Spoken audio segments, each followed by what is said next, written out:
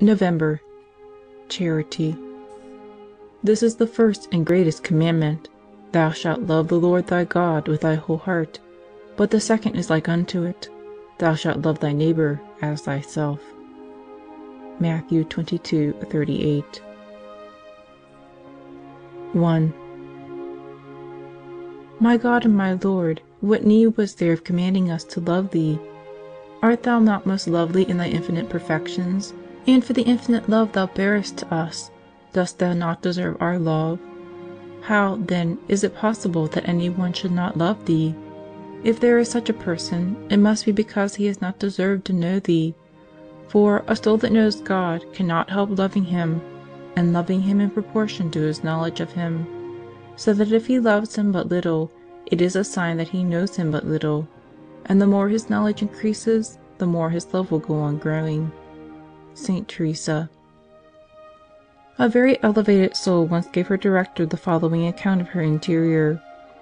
A great flame of love springs up in my heart, Father, when I clearly perceive, in the time of meditation, how the most holy humanity of the Lord shows how much He deserves our love, by that which He bears to us, while He loves us even as He loves Himself. He manifests this to us, 1. By the great things He has done and is doing for us. 2. By the great desire He has to be loved by us, which He proves by so many extraordinary devices of love, and by remaining, as it were, in a state of violence, because He wishes to communicate Himself, and make Himself known to us, that He may be loved by us. But as He finds no access, by reason of our want of proper dispositions, He cannot do it. 3. By the patience with which He bears the coldness He meets with from creatures He has loved so much, and which has no effect upon His unalterable constancy of love. Under these beams of light the soul sends forth various affections, sometimes of wonder that the Divine Majesty should be willing that the creature be loved with an infinite love, and the Creator and Lord with a finite and limited love; sometimes of love, but an excess love, which devours and consumes it, and it would desire the heart of a seraph to blaze and burn with the love of its God. Nay, rather would desire to love Him with that same love with which it sees itself loved by Him, and again of insufferable affliction at seeing itself destitute of the knowledge and love of God, which are the height of its perfection, and which would raise it to the Divine Majesty whom it so earnestly desires. This pain is increased by the new perception with which the Lord makes it understand that not loving Him is a positive slight to His power, wisdom, love, goodness, and so many admirable things which He has done and suffered for it. Oh, where can it rest, and how not sink into nothingness beneath this light? I assure you, Father, that when God placed before my eyes the great contempt I had shown to my love, when I did not love Him, I did not know how I remained alive. Surely, if He had not suspended my consciousness, I should have died on the spot.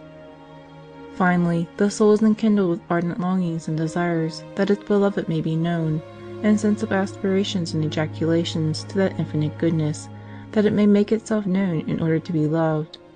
It professes its readiness to cooperate in the aid and advancement of souls, in whatever way may be pleasing to the Divine Majesty. It was thus that the loving Lord revealed Himself to me, His most vile and unworthy servant. And when He mercifully imparted to me any of these graces outside of the time of prayer, as when I was conversing with others or at work, I fell into a trance and was so far unconscious that when the sisters spoke to me, I did not know what they said, though I always understood the Superioress if she required anything as matter of obedience.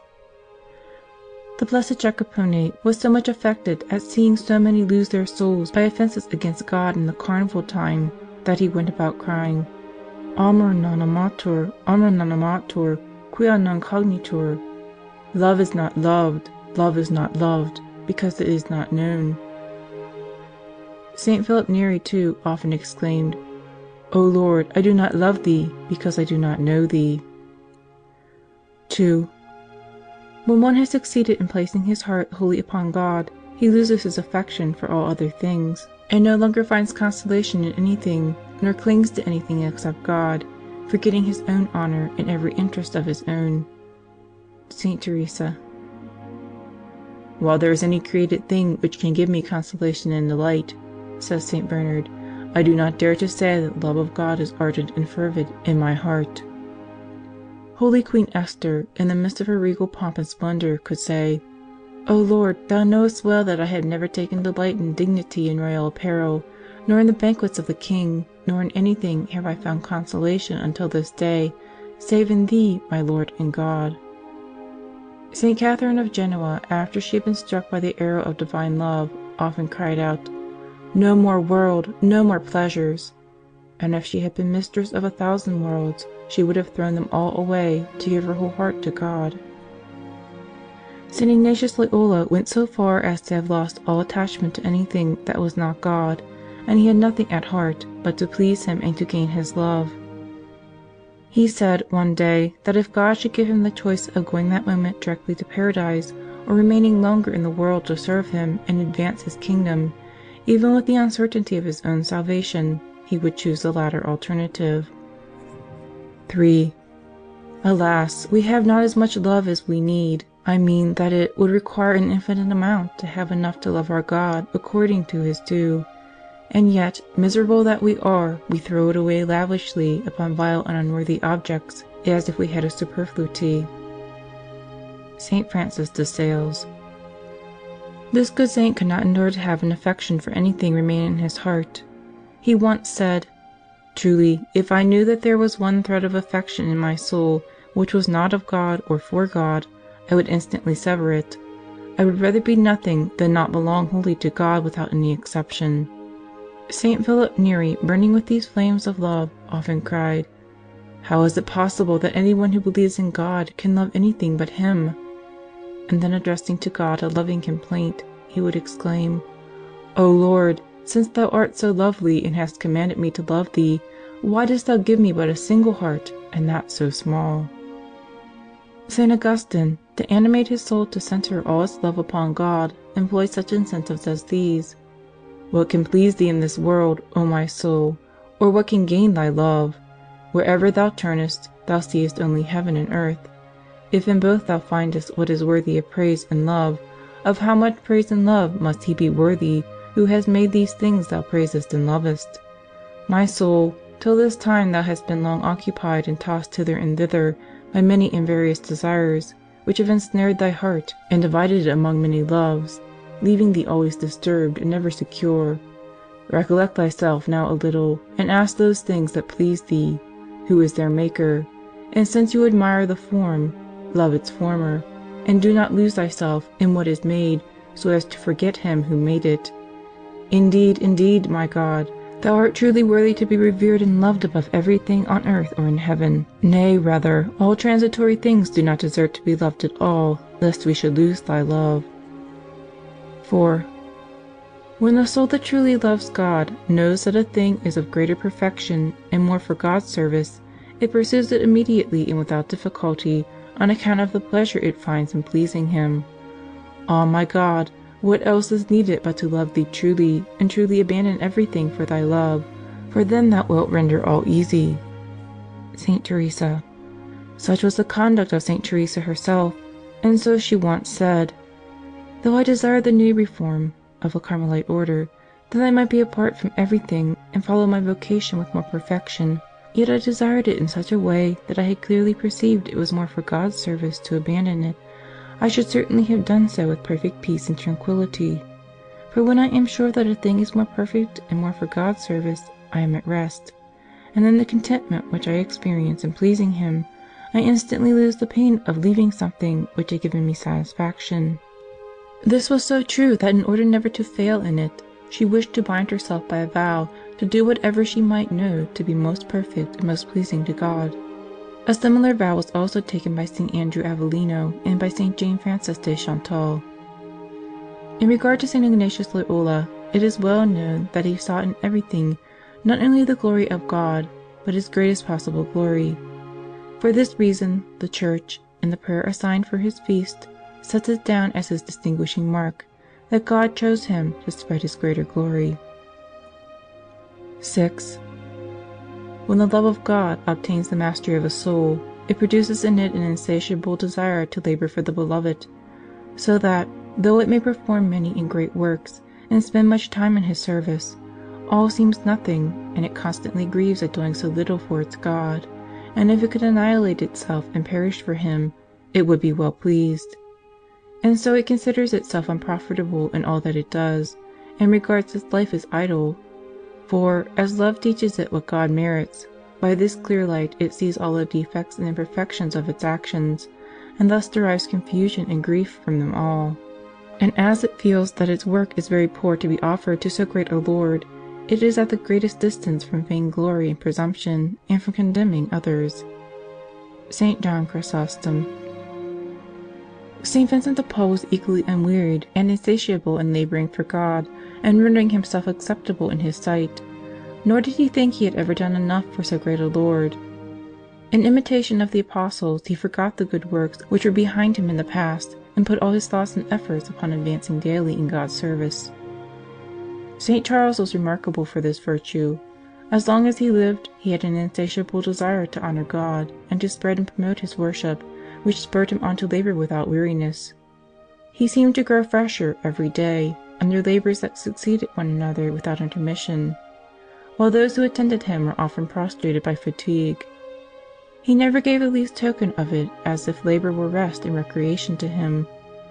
What is more, after all the great undertakings he performed in the service of God, he was never satisfied with what he had done, but was always inventing new methods, nor did he ever think or speak of anything but God, and what might conduce to His service and honor. 6. When one has arrived at the perfect love of God, he becomes as if he were the only man on earth. He cares no more for glory or ignominy. He despises temptations and sufferings. He loses taste and appetite for all things. Finding no support, consolation, or repose in anything, he goes constantly in search of his Beloved, without ever being weary, so that at work or at table, waking or sleeping, in every employment or conversation, his whole thought and his whole aim is to find the Beloved, for his heart is where his treasure is. In one word, he is like a lover who sighs only for the sight of his love, and whose love is his all. St. John Chrysostom. Zeno the monk, being absorbed in contemplation, went about one day crying aloud like a madman. He happened to meet the Macedonian emperor, and being asked by him what he was doing, he returned the question. "I am going to hunt," said the emperor. "And I," replied Zeno, "am going to seek God, and I will not stop until I have found Him." With these words he turned away and left him. The Blessed Raymond Lulo was so absorbed in divine love that his sole concern was love, and he could think and speak of nothing else. If anyone said to him, "Whose are you?" he answered, "Love's." "Whence do you come?" "From love." "Whither are you going?" "To love." "Who has brought you here?" "Love." St. Honoratus the abbot was so full of the love of God and so desirous to serve and glorify Him, that not only by day, but even by night, all his thoughts and affections were directed to Him. While asleep he made short and fervent instructions upon the obligation and the manner of loving God, and his very dreams were filled with the love of God, piety, and devotion. Similar was the course of life of the glorious St. Vincent Ferrer, whose heart and mind were full of God. He was always thinking of God. He never spoke but of God, or with God. Whether walking, sitting still, studying, or conversing, he always seemed absorbed in God, whose love appeared upon his lips, in his face, in his eyes, in all his sentiments, in all times and places, even when he was asleep, so that through the cracks in his door his room was often seen illuminated by the splendor that beamed from his face as he slept. The excessive heat which many souls suffered from the sacred flame would seem incredible. St. Aloysius Gonzaga experienced it to such a degree that his face appeared all on fire. St. Catherine of Siena said that natural fire seemed to her cold rather than warm. St. Peter of Alcantara, so that if he plunged into an icy pond, the water would boil as if red-hot iron had been put into it. St. Francis de Paula said that he could light lamps with the touch of his finger, as well as with a blazing taper.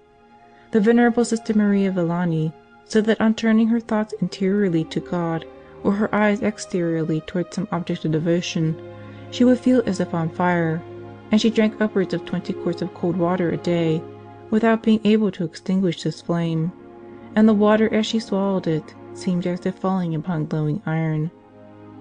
She was obliged, on this account, to give up vocal prayers and her usual private devotions, as they all served to fan this interior conflagration. St. Philip Neri, on one of the nights which he passed in the catacombs, threw himself on the ground, exclaiming, I cannot bear it any longer." When he recovered a little, he found that 2 of his upper ribs were bent as if by heat. 2 remarkable incidents deserve special mention at this point. St. Mary Magdalene de Pazzi frequently experienced this holy ardor, and one day she was unusually inflamed by it. She began to hurry through the corridors in the garden, and seized the hands of the sisters whom she met. She clasped them closely and said, "Sisters, do you love our love? How can you live? Do you not feel yourselves consumed by love?" She next went to the bell tower and began to ring a great peal upon the chimes. The sisters came in a crowd and asked her why she was ringing. "I am ringing," she answered, "that people may come to love that love by whom they are loved so much." The second occurred in the time of St. Louis of France. One of his ambassadors met one day, in a city to which he had been sent, a woman who was going through the streets with a vase of water in her right hand and a lighted torch in her left, and who cried out with deep sighs, "O God, is it possible?" When the ambassador asked her what she wished, she answered, "I would wish, if it were according to the will of God, to extinguish the fires of hell with this water, and to burn up paradise with this torch, that God might be loved purely for love's sake." 7. It should be observed that perfect love of God consists not in those delights, tears, and sentiments of devotion that we generally seek, but in a strong determination and keen desire to please God in all things, and to take care, as far as possible, not to offend Him and to promote His glory. Saint Teresa. St. Jane Frances de Chantal showed how well she understood this great truth by a letter she sent to the superior of a religious who was looked upon as a soul filled with the love of God, because she enjoyed extraordinary consolations. "This good girl," she wrote, "greatly needs to be undeceived. She believes herself highly elevated in the love of God, yet she is not much advanced in virtue. I believe that these fervors and exaltations which she feels are the work of nature and self-love. Therefore she should be shown that the real strength of love consists not in enjoying the divine sweetness, but rather in an exact observance of the rules and the faithful practice of solid virtue, that is, in humility, the love of contempt, patient endurance of insults and adversities, self-forgetfulness, and a love that seeks not to be known except by God. This alone is true love, and these are its unerring tokens. May God preserve us from that sensible love which allows us to live in ourselves, while the true leads us to die to ourselves."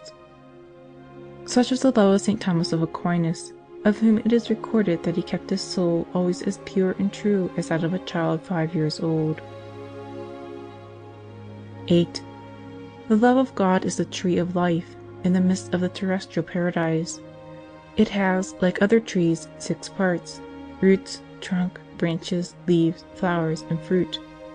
The roots are the virtues by which love itself is acquired, and the principal are 9 in number.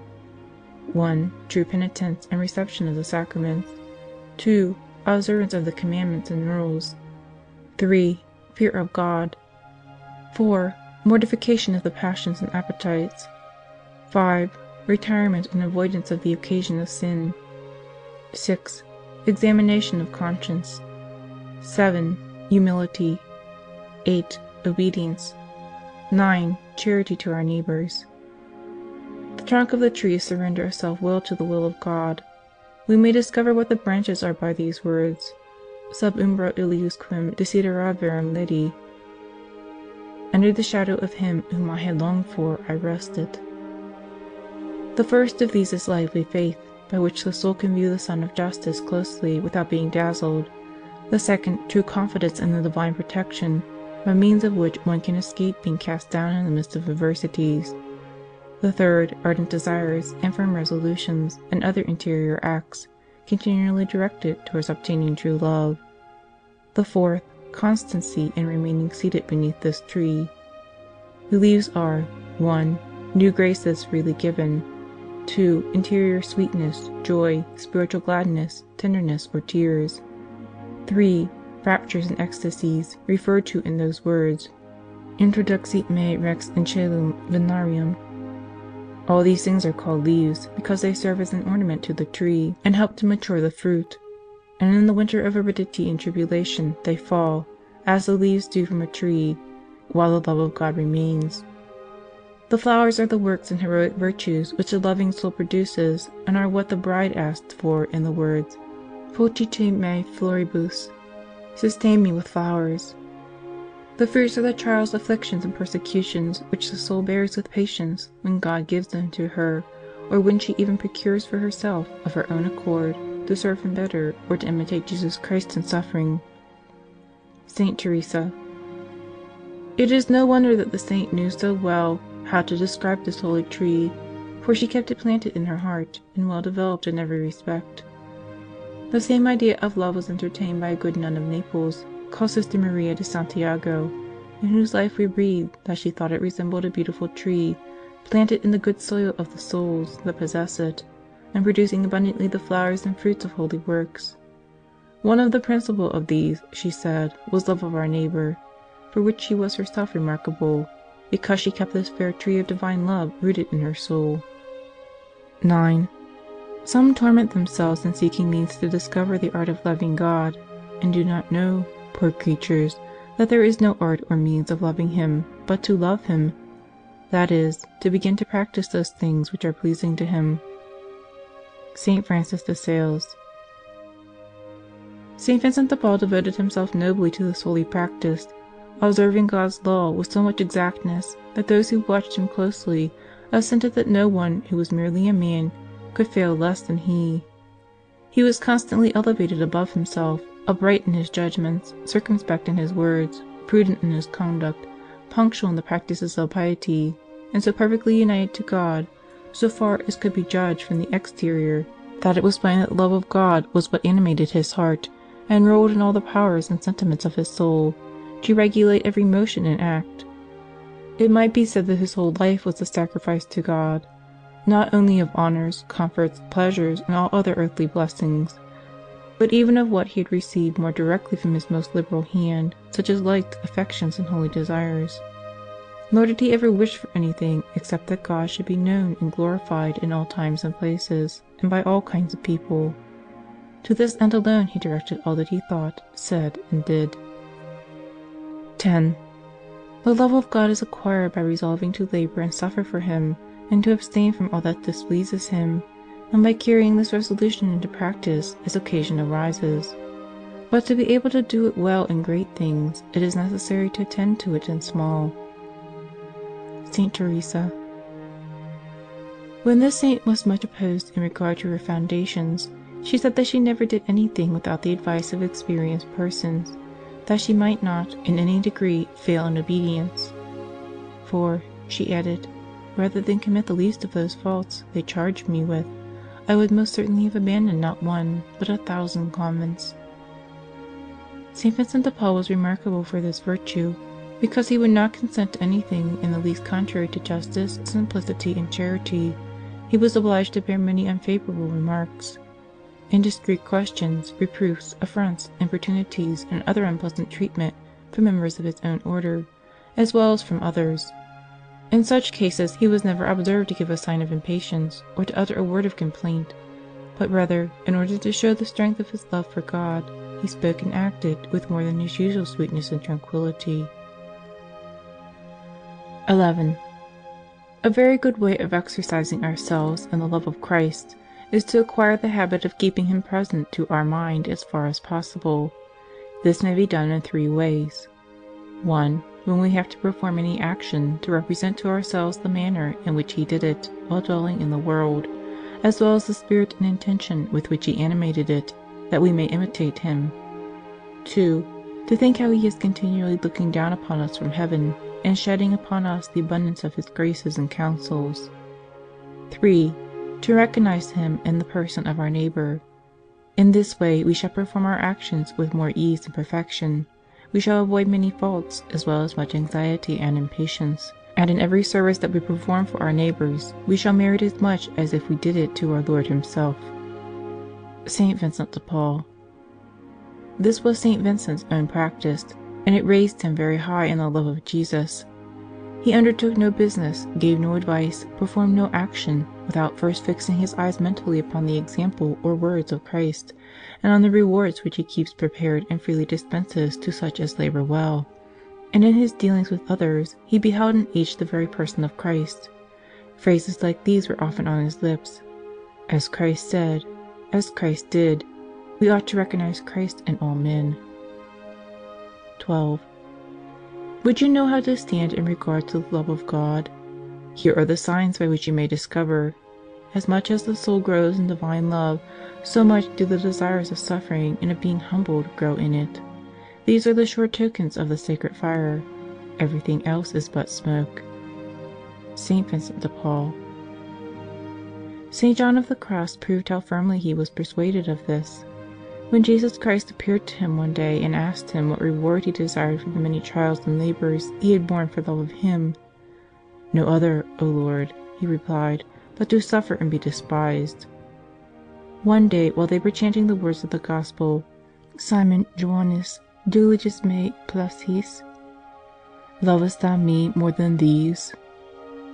St. Matilda fell into an ecstasy and heard Christ saying to her, "Matilda, lovest thou me more than all things in the world?"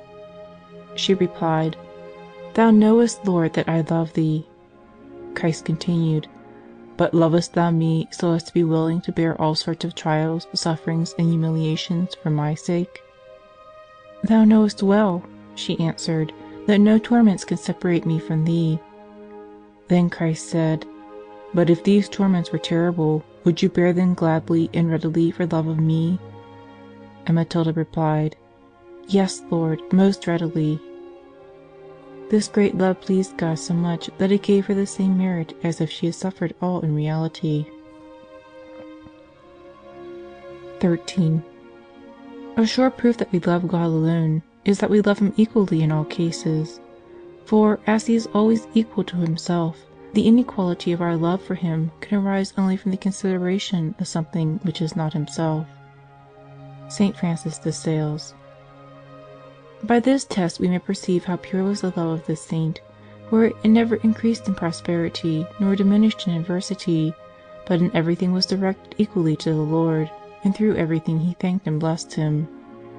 St. Jane Frances de Chantal also gave us excellent proof of her perfect love of God, by feeling equally contented in consolations and in desolations, of which she suffered many, and for a long time. The reason was, as she said, because in both she desired and sought only the fulfillment of the divine will, by which she knew that both prosperity and adversity were sent to her. "True lovers of God," said a holy soul, "are like the sun, which, though it is sometimes covered with clouds, yet always possesses in itself the same light and the same warmth."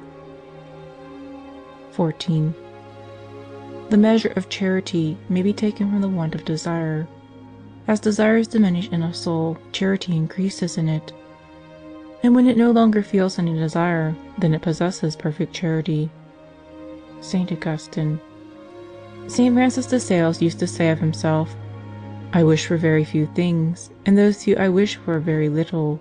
I have almost no desire, and if I were to begin life again, I should wish to have none at all."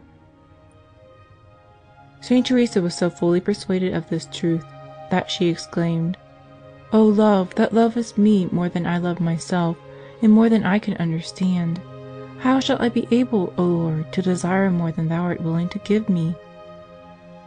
The surest way to discover whether we have the love of God is to see whether we love our neighbor, for the two things are never separate. Be sure, too, that the more you perceive yourself to advance in the love of your neighbor, the more you will do so in that of God. To see how much we love our neighbor is the surest rule by which to find out how much we love God. It is important, then, to notice with great attention how we walk in this holy love of our neighbor. For if it is with perfection, all is done. And so we ought to examine ourselves carefully as to the little things that are constantly happening, without making much account of certain high-flown ideas about the great things we mean to say and do for our neighbors, which sometimes come to us in prayer, but which are never put into execution. St. Teresa. The Blessed Angela de Foligno prayed to the Lord to give her some sign by which she must know whether she truly loved him and was loved by him. "The clearest sign," he answered, "of mutual love between me and my servants is that they love their neighbors." Tertullian relates that the mutual love of the first Christians was so manifest that even the heathens were much astonished at it, and said among themselves, "See how these Christians love one another, how much respect they have for each other, how ready they are to render any service or even to suffer death for each other's sake."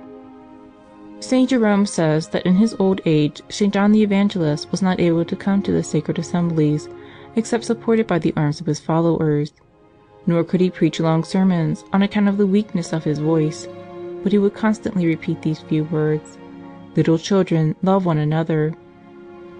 After a time those present became weary and asked him why he always gave them the same instruction. "Because," he replied, "this is the precept of the Lord, and if you observe this, it alone will be enough."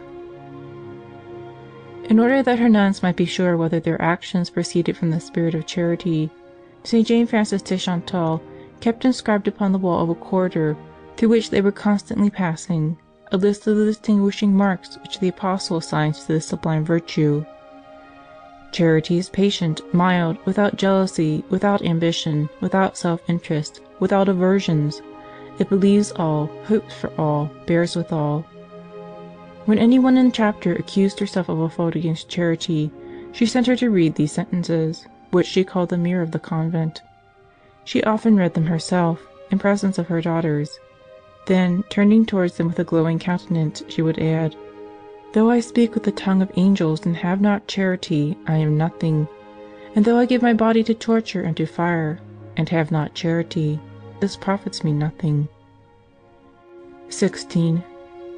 It is worth while to reflect that God, who has commanded us to love our neighbor, has also prescribed the manner in which we are to love him, that is, as ourselves. This is the rule which cannot be transgressed without fault, and it is so essential that unless our love comes up to this measure, it is not sufficient.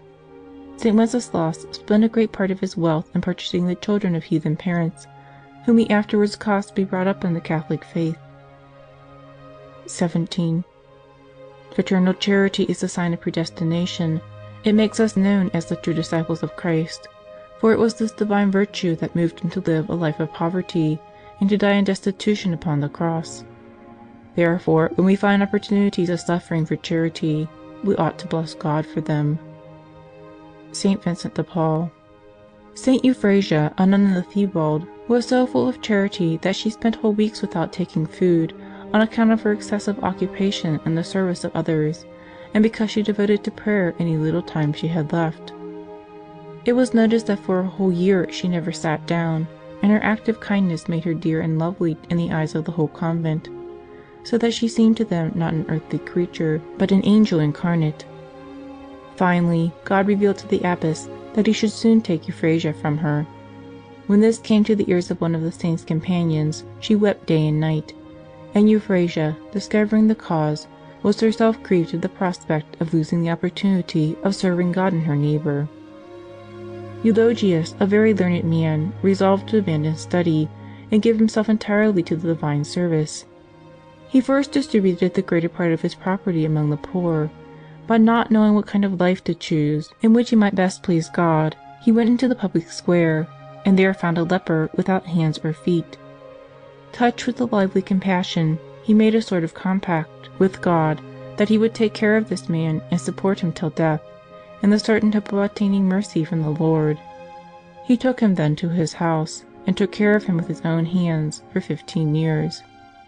At the end of this time, the man, instigated by the devil, began to insult Eulogius, saying that he must have committed many thefts and rascalities, and so made use of him as a means of expiating his sins, but that he did not wish to stay with him any longer, and desired to be carried back to the square, for he was tired of a vegetable diet and wished for meat. Eulogius brought him some meat and tried to quiet him, but he would not be pacified, saying that he liked to see plenty of people, and nothing would suit him but to be carried back to the square. Eulogius, not knowing what to do, took him by ship to see St. Anthony, who first reproved them both, and then said that God had visited them with this temptation, because they were near the end of their days. Therefore they must be patient for a little while and not separate, for the Lord had permitted this trial, that they might receive a greater reward. They returned home, and at the end of 40 days Eulogius died first, and then his patient. 18. God loves our neighbors so much that He gave His life for them, and He is glad even to have us leave Him to do them good. How grateful to Him, then, may we believe the services we render them. Ah, if we understood well how important is this virtue of a love of our neighbor, we should give ourselves entirely to the pursuit of it. Saint Teresa. St. Vincent de Paul showed how fully he was persuaded of this truth, for he took this practice so much to heart that he seemed to have nothing else to do. And it may be truly said that there was never a miser who took so much advantage of opportunities to preserve and increase his wealth, as he to do good to his neighbors. This charity, too, had neither restriction nor limitation, but extended to all times and places, and to all persons capable of enjoying its effects. One morning, before communion, St. Gertrude was grieving that the lateness of the priest prevented her from confessing some slight faults, when the Lord comforted her by a sight of her own soul decked with rich and resplendent jewels, and said to her, "Why are you sad about this, when you are adorned with the mantle of charity, which, you know, covers a multitude of sins?" Moses asked to be blotted out of the book of life. If so, he might obtain from the Lord the pardon of his brothers. St. Paul was ready to be an anathema, and St. Paulinus even became a slave in place of another. 19. Oh, how great must be the love the Son of God bears to the poor, for He chose the state of poverty. He wished to be called the teacher of the poor, and counts most especially as done to Himself whatever is done for His poor. St. Vincent de Paul. Though this saint loved all men, yet it may be said that he loved the poor above all. He bore them all in his heart. He had more than a father's love for them, so that this most tender affection gave rise in him to a keen sympathy with their miseries and a constant effort to relieve them. When he met with any case of want, his heart was immediately filled with compassion, and, without waiting to be entreated, he thought of some method of relief, so that his chief care seemed to be to help the needy and assist the poor. He showed this while talking one day about the bad weather, which threatened to cause great scarcity of food. "Ah," he exclaimed with a sigh, "how anxious I feel, not so much for my congregation as for the poor. We will go out and ask food for our houses, or serve as vice-curates in the parishes, but what will the poor do? Where can they go? I say with truth that this is my greatest affliction and trial." The same may be said of St. Francis de Sales, with the addition that he showed a positive preference for the poor over the rich, in both temporal and spiritual things, for he looked upon them, as he said, as people abandoned by the Lord to our care. Many other saints were remarkable for their tenderness to the poor. Sister Maria Crucifixa often told her abbess that if it should ever be necessary to refuse alms to the poor, she would contrive not to be present, as she could not bear it. St. Margaret, a Dominican nun, put so much refinement, delicacy, and courtesy into her acts of charity, that the expression, "This is not a leaf from Sister Margaret's book," became a proverb to characterize anything that was not well arranged. St. Hedwig, Queen of Poland, served the poor on her knees, and washed their feet. St. Stephen, King of Hungary, and others did the same. 20. We should love the poor with peculiar affection, beholding in them the very person of Christ, and showing them the same consideration that He did. St. Vincent de Paul. The Venerable Monsignor de Palafox, after he was a bishop, gave a dinner every Thursday to 12 poor men, and was present at it himself. But one day, reading the life of St. Martin, he found that that saint gave food to the poor with his own hands, and washed their feet. He decided to do the same, and carried out his plan inflexibly on every Wednesday and Saturday, distributing to all who came the contents of 2 large pots, and doing this with his own hands, remaining, in the meantime, on his knees, and with his head uncovered. At the close of the distribution, he washed the feet of the poor, and he did all this with the same pleasure and earnestness that he would have felt in doing it to Jesus Christ visibly present. This produced in his heart a great respect for the poor, for he thought every time he met a poor man that he beheld God himself. 21. To visit and relieve the sick cannot fail to be a thing very pleasing to God, since he has so greatly commended it. But to do it with the greatest ease and merit, we must regard the sufferer not simply as a man, but as Christ himself, who testifies that he receives in his own person all such service. St. Mary Magdalene de Pazzi showed wonderful charity towards all the sick. She visited them every day, and in severe cases many times a day, remaining as long as necessary, and serving them in all their needs, for which she provided herself, or through the superioress or others in charge. By first tasting it herself, she sometimes encouraged them to take food. She bathed them, arranged their beds, and swept their rooms, performing the humblest offices of her own accord. She read spiritual books to them, exhorted them to patience, or gave them consolation, and did everything with so much affection and cheerfulness that she was of the greatest assistance. This charity was universal, free from self-interest, prompted solely by the love of God, regarding the sick now as temples of the Holy Ghost, now as sisters of the angels, and herself always as serving God alone. When medicine was to be given at inconvenient hours, she offered to help the infirmarian. When any required unusual care, she took the whole charge of serving them. She did this in the case of a blind consumptive, of a leper, and of one who had a frightful ulcer, to which she more than once applied her lips. She waited on them all with as much attention as if she had been their servant, bathing them, washing their clothes, and performing all other services through the whole course of their illness, which, in the case of the consumptive, lasted for a year.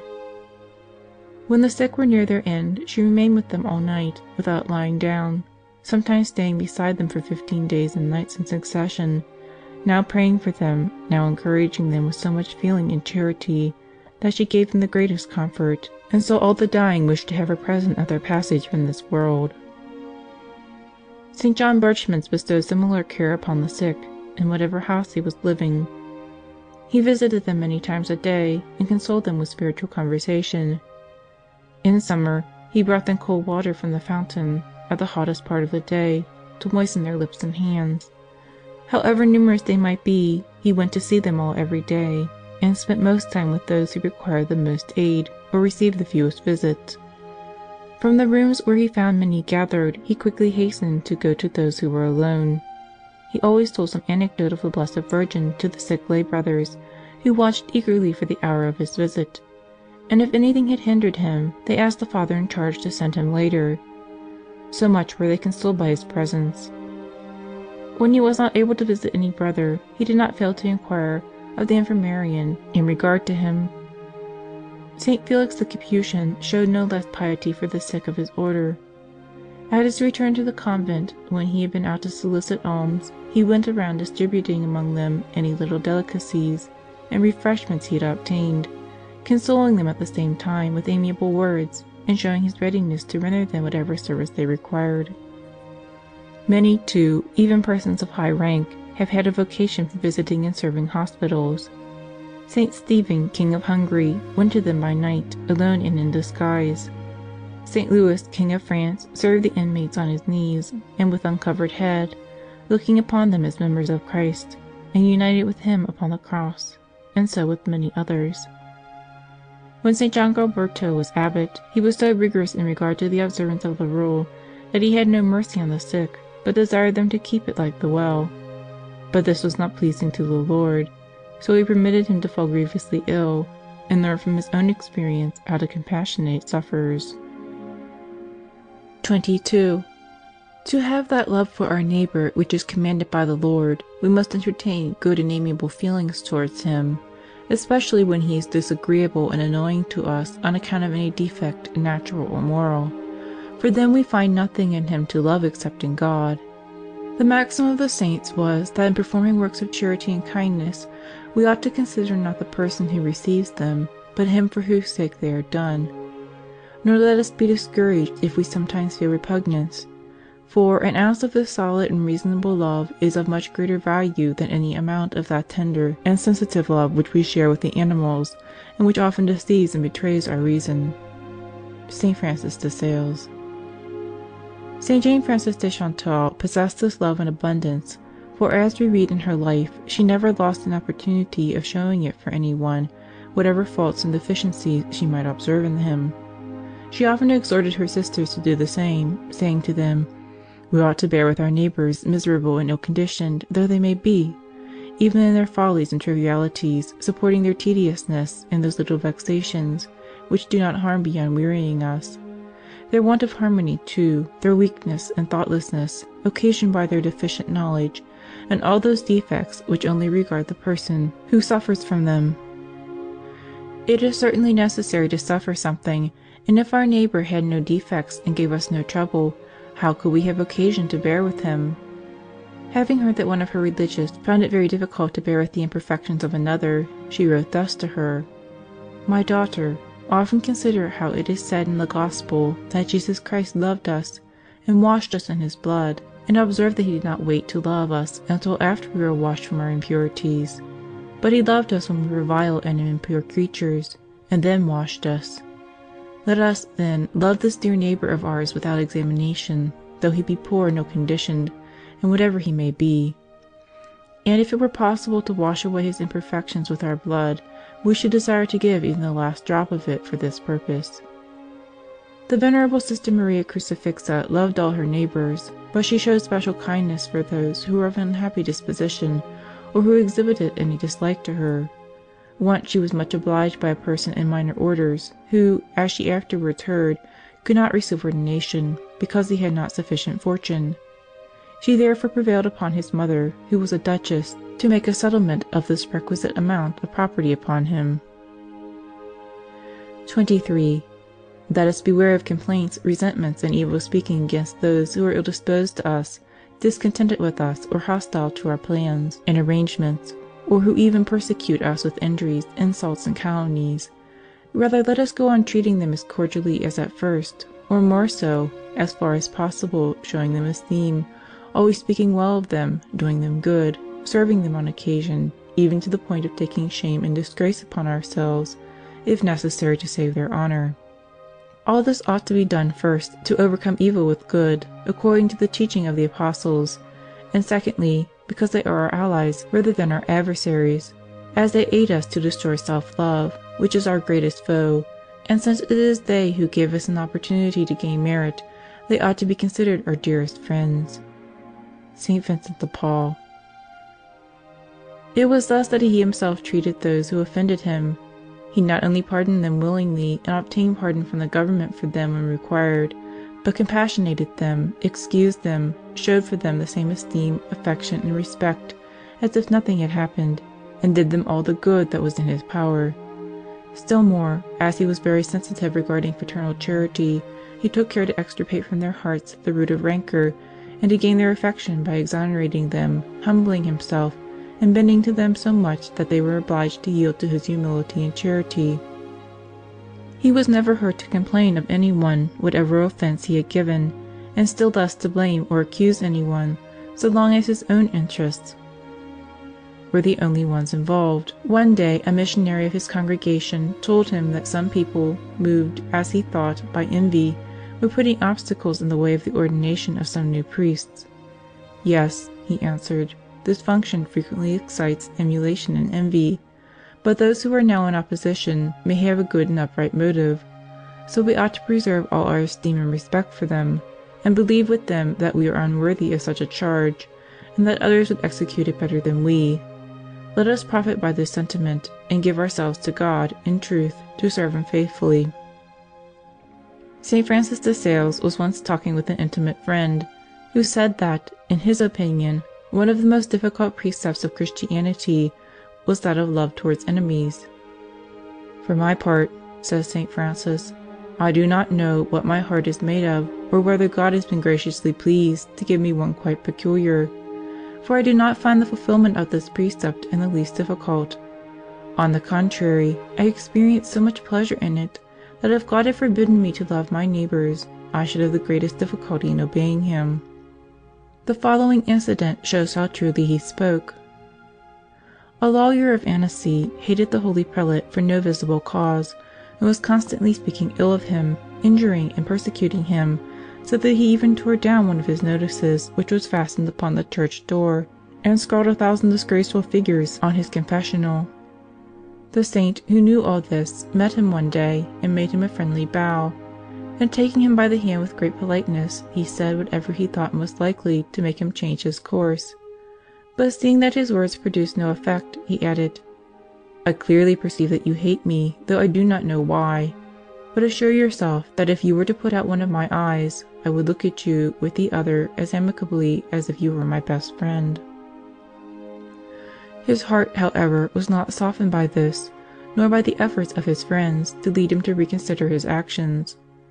On the contrary, after firing pistol shots at his windows, he, one day, fired at the bishop himself in the street, but by mistake wounded his vicar. For this act he was imprisoned by the Senate, and notwithstanding the interposition of the saint, he was condemned to death. But the holy bishop, having obtained a reprieve, used his influence with the king so successfully as to obtain his pardon. He went himself to the prison to bring the good news, and to entreat him to abandon a hostility for which he had no just cause. Finding him hardened as ever, and ready with calumnies and insults, he knelt and asked his pardon. Finally, perceiving that nothing would move him, he left by his side the pardon he had obtained for him, and took leave, saying, "I have rescued you from the hands of man's justice, and you are not converted. You will fall under the justice of God, from which you cannot escape." This soon happened, for, a little while after, his life came to an unhappy end. In the Lives of the Fathers we read of a monk who, when he knew that another was speaking ill of him, was much pleased, and often visited him when such a one was in the neighborhood, and sent him presents when at a distance. There was also another, who always showed the greatest love to anyone who insulted him, saying to those who were astonished at it, "Those who insult us give us the means of perfecting ourselves, and those who praise and honor us put stumbling blocks before our feet, and give us subjects of pride." An old monk, too, is mentioned, whose cell was often entered secretly by another monk, who robbed him of anything good that he had, particularly in the way of food. This the good old man noticed in silence, and worked harder than before, and ate less, saying to himself, "This poor brother must be in want." When the holy man lay on his deathbed, surrounded by the monks, he saw among them the robber, and begging him to approach, he clasped his hands and kissed them, saying, "Dear hands, how much am I obliged to you! I thank you with all possible earnestness, for by your means I am now going to paradise." Saint Teresa was accustomed to redouble her charity towards those who offended her. Saint Francis Borgia used to call those who brought upon him any mortification or trial his assistants and friends. A certain good nun, whenever she received an injury from any one, always hastened to the Most Holy Sacrament and made an offering of it, saying, "O Lord, for love of Thee I pardon her who has done me this wrong. Mayest Thou pardon her for love of me."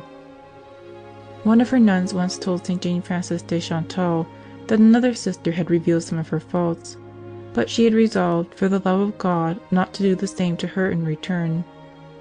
The good mother embraced her tenderly, saying, "May it please my God that this resolution shall never pass away from your mind. I should consider myself most happy if I could find it in the hearts of all our sisters." 24. Let us endeavor to show ourselves full of compassion towards the faulty and the sinful. If we do not show compassion and charity to these, we do not deserve to have God show it towards us. St. Vincent de Paul. This saint was never astonished at any fault that he saw committed, for he said that to commit faults was the characteristic of man, as he was conceived and born in sin.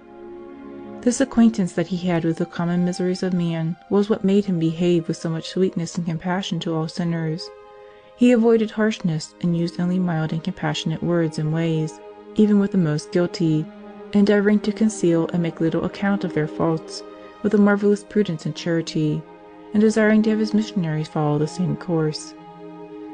When St. John Birchmans had charge of the novitiate, if the Father Rector ordered him to impose a penance upon any novice, He felt such great compassion that he would kneel and ask the favor of performing it in his place. But when this was not granted, he imposed it with such suavity that no one ever showed any hesitation about accepting it. St. Francis once said to the Blessed Catanius, his general, "By this I shall know whether you love God and me, His and your servant, that is, by your showing mercy to delinquents. When you find one, do not let him go without his feeling the effect of your kindness, and if you see him fall 1,000 times, love him always more than myself, that you may attract him to good, and never fail to be merciful to all such." St. Francis de Sales had a heart so tender towards evildoers that he often said, "There is no one but God and myself who truly loves wicked men." He gave proof of extraordinary charity towards them by ascribing their misdeeds to human frailty. 25. Among all those who are included under the title of neighbor, there are none who deserve it more, in one sense, than those of our own household. They are nearest of all to us, living under the same roof and eating the same bread. Therefore they ought to be one of the principal objects of our love, and we should practice in regard to them all the acts of a true charity, which ought to be founded not upon flesh and blood, or upon their good qualities, but altogether upon God. St. Francis de Sales. St. Vincent de Paul bore great love to all the members of his congregation. He showed esteem and veneration for all, and welcomed them all with such tokens of affection that each felt sure of being tenderly loved by him. He provided for their needs with great solicitude, for he could not bear to see any of them suffer. He was often seen to rise from the table to set aside dishes for the lay brothers who came after the rest, and if it happened that the cook had nothing for any one, or delayed in serving him, he would give him his own portion and constrain him to take it. He was most attentive in providing relief and comfort for the sick, often going himself to inquire into their condition and their needs. He advised the infirmarians to take all possible care of them, and the superiors of houses to spare no fatigue or expense in providing for them. He tried to soothe their sufferings by special marks of love and attention, and offered his prayers to God on their behalf. If he perceived that any one of them had a particular desire to speak to him, he left everything to listen to him, and gave him all the time he needed. When he belonged to the King's Council, the importance of the business there transacted prevented him from leaving it in the midst to go to them, so that he deferred this work of charity until the evening, after the general examen, and denied himself the necessary repose that he might not deprive them of this satisfaction. When he saw that anyone was troubled by interior trials or temptations, he made every effort to free or else to relieve him, and if anyone seemed hardened, he did his best to win him by gentleness and mildness, sometimes even throwing himself at the feet of such, and begging them not to yield to their besetting sin. Prostrating himself once before one who was unwilling to yield, he said to him, "I will not rise from this spot till you have granted what I am asking for your good, nor am I willing that the devil should have more influence with you than myself." St. Jane Frances de Chantal had great charity towards all her neighbors. Greater, however, more intense and more tender was that which she bore to her religious, and she strove to have them feel the same towards one another.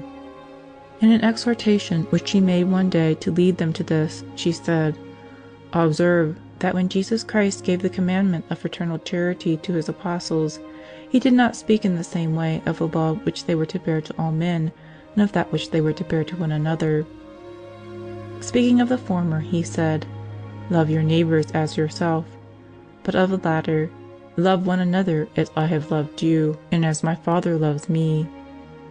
Now the love with which Jesus Christ has loved us, and, still more, that love with which his Divine Father loves him, is a disinterested love, a love of equality, a love of inseparable union. Therefore, you ought to love one another with this love, to fulfill to perfection the divine commandment." She herself loved her daughters in this way, with a disinterested love, which had no advantage or pleasure of her own for its aim, with a love of equality, which made her equally affable and kind to all, accommodating herself to the feelings, desires, and inclinations of each, and making herself all things to all with admirable condescension, as far as she lawfully could, and finally with a love of inseparable union, for no defect, imperfection, or bad quality of theirs could remove them a hair's breadth from her loving heart. 26. God sometimes gives a certain union of heart and tender love for our neighbor, which is one of the greatest and most excellent gifts that His divine bounty bestows on man. St. Francis de Sales. The saint himself had received this beautiful gift. One day, conversing with a confidential friend, he spoke thus: "I think there is not a soul in the world that loves more cordially, more tenderly, or, so to speak, more amorously than I, for so it has pleased God to form my heart." St. Ambrose relates how this love was shown by a holy contention which took place between St. Theodora the Virgin and a soldier. The saint was put in a position of great danger on account of her faith in Christ, when the soldier came to her and begged her to change clothes with him, that she might escape and save her honor. This she did, but when the Holy Virgin saw her preserver led to martyrdom, she could not endure the thought that her rescue should cost him his life, and publicly exclaimed that it was she who had been condemned, not the one in custody, who was in reality not a woman but a man. The soldier, on the contrary, asserted that the judge had not condemned her to death. This friendly struggle to save each other from death ended in both receiving the grace of martyrdom. 27. It is not enough to have love for our neighbor. We should notice of what sort it is, and whether it is true. If we love our neighbor because he does us good, that is because he loves us, and brings us some advantage, honor, or pleasure. This is what we call a love of complacency, and is common to us with the animals. If we love him for any good that we see in him, that is, on account of beauty, style, amiability, or attractiveness, this is love of friendship, which we share with the heathens. Therefore, either of these is a true love, and they are of no merit, because purely natural and of short duration, being founded upon motives which often cease to exist. In fact, if we love any one because he is virtuous or handsome, or our friend, what will become of this love if he should cease to be virtuous or handsome, or to love not, or still worse, if he should become our enemy? When the foundation upon which our love rested sinks, how can it support itself? The true love which alone is meritorious and lasting is that which arises from the charity which leads us to love our neighbor in God and for God, that is, because it pleases God, or because he is dear to God, or because God dwells in him, or that it may be so. There is, however, no harm in loving him also for any honorable reason, provided that we love him more for God's sake than for any other cause. Yet the less mixture our love has of other motives, the purer and more perfect it will be. Nor does this hinder us from loving some, such as our parents and benefactors, or the virtuous, more than others, when such preference does not arise from the greater good they do to us, but from the greater resemblance they have to God, or because God wills it. Oh, how rare is a love of this sort, which deserves to be called true love. Nolite amore secundum common, sed secundum spiritum sanctum. Love not according to the flesh, but according to the Holy Spirit. St. Francis de Sales. For this reason he entertained great love and universal respect for all his neighbors, because he saw God in them, and them in God, and this made him very exact in all the duties of courtesy, in which he was never known to fail towards any one. He felt, indeed, great tenderness for his friends, but because he loved them with relation to God, he was always ready to deprive himself of them. Writing to the superioress of a convent, he gave her this warning: "Hold the balance evenly among your daughters, that their natural gifts may not cause you to divide your affection and your good offices unjustly. How many persons are there exteriorly polished, who are very pleasing in the eyes of God? Beauty, grace, agreeable conversation, and manners suit the taste of those who still live according to their inclinations. Charity regards true virtues and beauty of soul, and diffuses itself over all without partiality." St. Vincent de Paul made it one of his chief practices to regard God alone in all men, and to honor in them the divine perfections, and from this most pure sentiment there sprang up in his heart a respectful love for all, and especially for ecclesiastics, in whom he most clearly recognized the image of the power and holiness of the Creator. Therefore he charged his missionaries to love and honor them all, and never to say anything but good of them, especially in preaching to the people. He provided for their needs with particular care, as he was unwilling to see the dignity of the priesthood lowered in their persons. Among the acts of charity which St. Mary Magdalene de Pazzi resolved to perform was this: that she would reverence and love creatures only because God loves them, and that she would rejoice in the love he bears them and the perfections he communicates to them.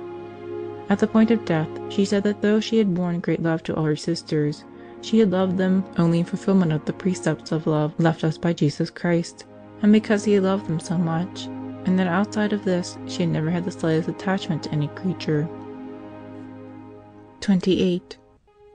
Ah, when shall we see ourselves steeped in sweetness and suavidity towards our neighbors? When shall we see their souls in the sacred bosom of Jesus? Whoever looks upon his neighbor in any other position runs a risk of loving him neither purely nor perseveringly nor impartially. But in such a place, who would not love him? Who would not bear with him? Who would not be patient with his imperfections? Who would consider him an object of dislike? Now, our neighbor is truly there in the bosom and within the heart of the divine Saviour. He is there as one most beloved and altogether amiable, so that the loving Lord dies in pure love of him. St. Francis de Sales. This was the principal reason why this holy prelate was so mild, so tender, so respectful, so patient to everyone, because he saw them all in the heart of Jesus.